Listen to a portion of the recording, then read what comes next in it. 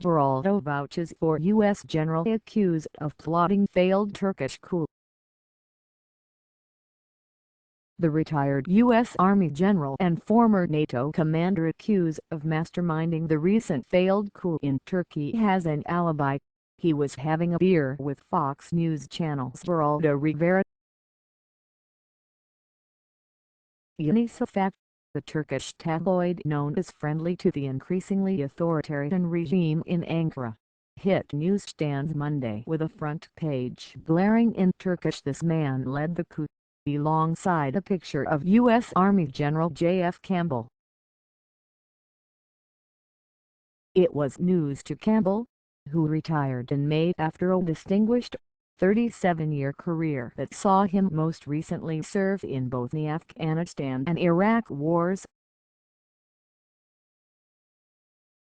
Campbell served as commander of the NATO International Security Assistance Force from August 2014 to earlier this year.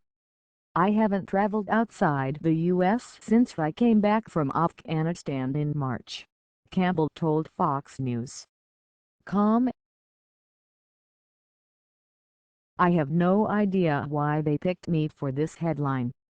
In fact, on the day of the coup I think I was in New York City with Geraldo having a beer," he added. The newsman corroborated the general's claim. At Ahmet Yayla after Monday morning, "There is a considerable risk against the Americans, U.S. Embassy and consulates in Turkey. I advise caution." Ahmet S Yayla at Ahmet Yayla, July 25, 2016. "I absolutely vouch for General Campbell," Rivera said. "The only thing we were overthrowing were a series of Stella Artois beers."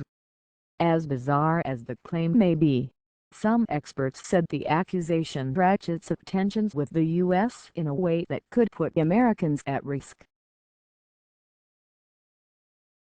Turkish President Recep Tayyip Erdogan, who has used the coup to justify a massive crackdown on opposition, is playing a dangerous game by pointing the finger at the U.S. "This is absolutely nuts," said Fox News contributor and former Army Lieutenant Col. Ralph Peters. Erdogan's cynical, though, and often plays the nationalist card. "There's no easier target than the Americans." The State Department referred requests for comment to Campbell, who said no one from the U.S. government has contacted him about the matter. "This anti-American rhetoric reminds me of the '79 Iranian Revolution and what happened afterward. It is a very dangerous approach." Ahmet Yayla, former chief of counter-terrorism for the Turkish National Police and a member of the International Center for the Study of Violent Extremism, tweeted Monday.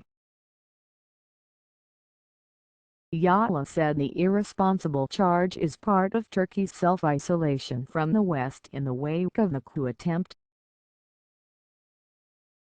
Erdogan has declared a 3-month state of emergency after the failed coup and detained as many as 50,000 academics, judges, soldiers and civil servants.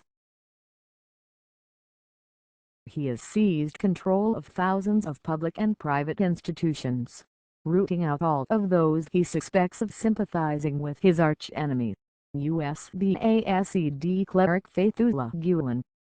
The U.S. response to the crackdown has been muted, and Secretary of State John Kerry is considering Turkey's demand that Gulen, who lives in a compound in the Pocono Mountains of Pennsylvania, be turned over.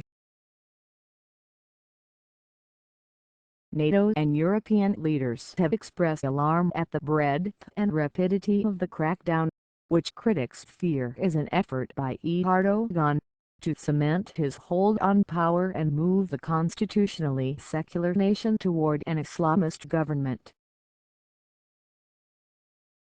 Still, rumors and accusations of U.S. involvement in the coup attempt have been circulating for more than a week.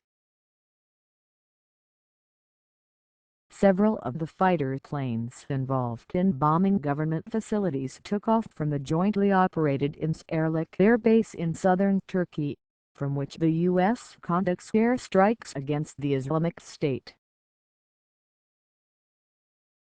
President Obama told Erdogan in a telephone conversation last week that reports the U.S. was involved in the coup were unequivocally false. Obama also said he hoped there is not an overreaction that could, in some fashion, lead to curtailment of civil liberties, according to a spokesman.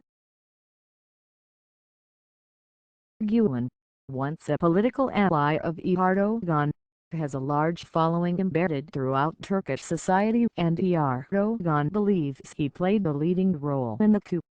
Gulen runs a global network of Islamist schools and charities.